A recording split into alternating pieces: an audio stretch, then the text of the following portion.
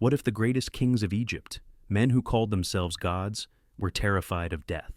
Behind the golden coffins, the towering temples, and the chants of priests, there was fear, a fear older than any dynasty.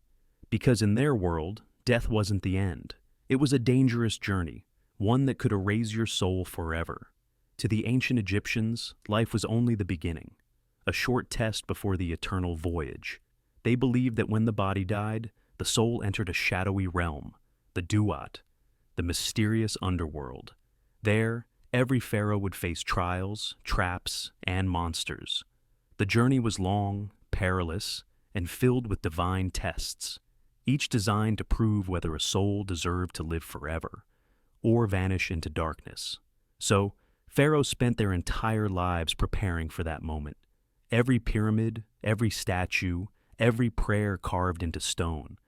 It wasn't built for glory. It was built for survival. The pyramids were not mere tombs. They were machines for immortality.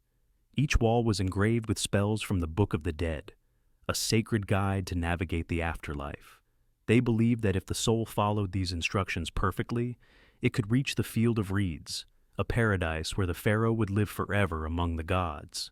But even with magic, power, and preparation, no pharaoh was certain he'd make it, because one wrong word, one impure thought, or one forgotten ritual could mean eternal damnation. In the afterlife, even kings could fail. The final trial awaited before Osiris, the god of the dead. Here, the pharaoh's heart was weighed against the feather of Maat, the divine symbol of truth and balance. If his heart was pure, lighter than the feather, he would live eternally.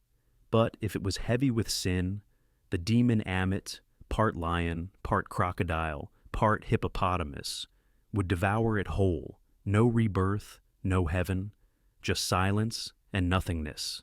Even the gods would turn away. That's why pharaohs filled their tombs with treasures, food, and servants, everything they might need in the world beyond. Every golden amulet was a spell, every offering a plea for mercy. Even their pets were mummified to guide them through the darkness. These were not luxuries. They were weapons against death. But despite all this, many pharaohs still died in fear. Some ordered secret burials to protect their souls from curses. Others changed entire rituals, believing new magic might help them cheat fate.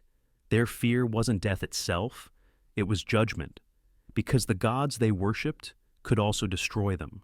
Thousands of years later, when archaeologists opened their tombs, they found messages carved into the walls, prayers, warnings, desperate pleas for forgiveness. Even in their final resting place, the pharaohs still begged the gods for peace. They ruled the most powerful empire on earth, yet trembled before eternity. Maybe the dark truth of Egyptian religion isn't about curses or gods. Maybe it's about us. And the one question that even pharaohs, with all their power, could never answer: what really happens after we die?